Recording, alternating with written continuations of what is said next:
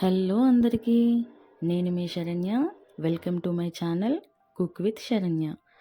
ఈరోజు మనం తయారు చేసుకునే రెసిపీ ఏంటంటే కొబ్బరి పచ్చడి.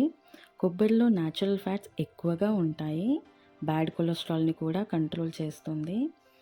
ఫైబర్ చాలా ఎక్కువగా ఉంటుంది. వెయిట్ కంట్రోల్కి హెల్ప్ చేస్తుంది. ఇమ్యూనిటీని పెంచుతుంది.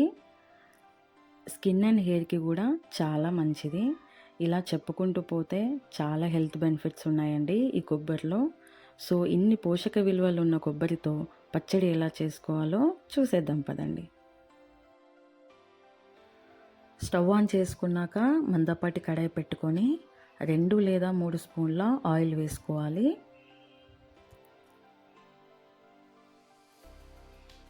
ఆయిల్ని ప్యాన్ మొత్తం ఇలా స్ప్రెడ్ చేయండి. తర్వాత ఇందులోకి ఒక 2 టేబుల్ స్పూన్ల మినపగుళ్ళు యాడ్ చేసుకోవాలి. వాటిని కొంచెం దూరగా వేయించుకోవాలి.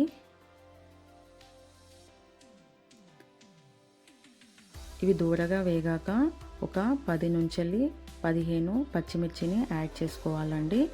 నేను ఇక్కడ కొబ్బరి ఒక హోల్ కొబ్బరికాయ తీసుకున్నా కాబట్టి 10 నుంచి 15 పడినాయి.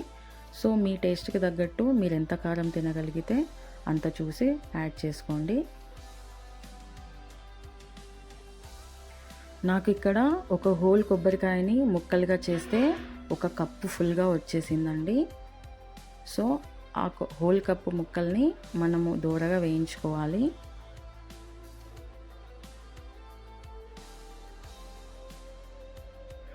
ఇలా దూరగా వేగిన ముక్కల్ని ఒక ప్లేట్లోకి తీసుకున్న తర్వాత మళ్ళీ అదే కడాయిలో 1 టేబుల్ స్పూన్ ఆయిల్ యాడ్ చేసుకోవాలి. ఆయిల్ కొంచెం హీట్ ఎక్కాక ఒక ఫుల్ టొమాటోని యాడ్ చేశానండి. నేను ఒక పెద్ద సైజ్ టొమాటోని తీసుకొని పెద్ద ముక్కలుగా కట్ చేసుకొని యాడ్ చేసుకున్నాను. టమోటాని మంచిగా మగ్గబెట్టుకోవాలి.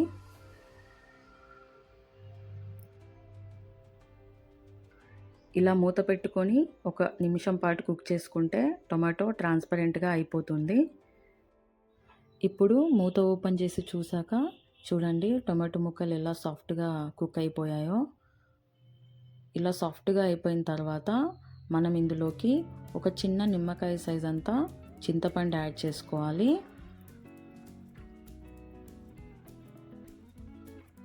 చింతపండు యాడ్ చేసుకున్నాక మంచిగా కలుపుకొని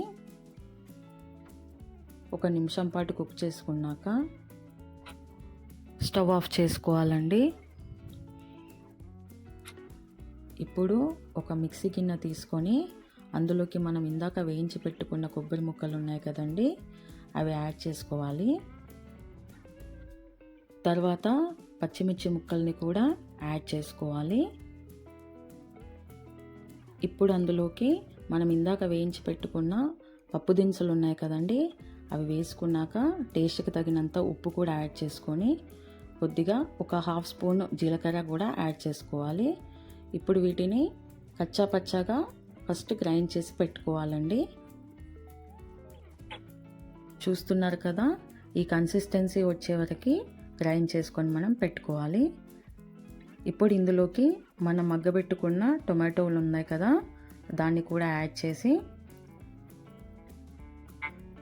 కొత్తిమీర కూడా యాడ్ చేసి ఫైన్గా పేస్ట్ పట్టుకోవాలి. మీకు కావాలంటే కొద్దిగా వాటర్ కూడా యాడ్ చేసుకోవచ్చు. నార్మల్ వాటర్ వేయకుండా కొద్దిగా వాటర్ని వేడి చేసి యాడ్ చేసుకోండి. అలా చేస్తే పచ్చడి షెల్ఫ్ లైఫ్ పెరుగుతుందండి. ఇప్పుడు మనం ఈ పచ్చడికి పోపు పెట్టేసుకుందాము. ప్యాన్లో ఒక 3 టేబుల్ స్పూన్ల ఆయిల్ వేసుకోవాలి. వేసుకొని కొద్దిగా ప్యాన్కి మొత్తం స్ప్రెడ్ చేసుకున్న తర్వాత ఆవాలు, జీలకర్ర,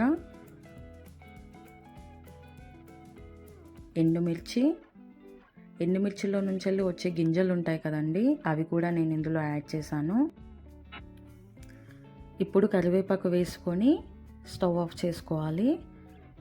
స్టవ్ ఆఫ్ చేసుకున్నాక మనం పచ్చడి రుబ్బి పెట్టుకున్నాం కదండి, దాన్ని ఈ పోపులోకి యాడ్ చేసుకోవాలి.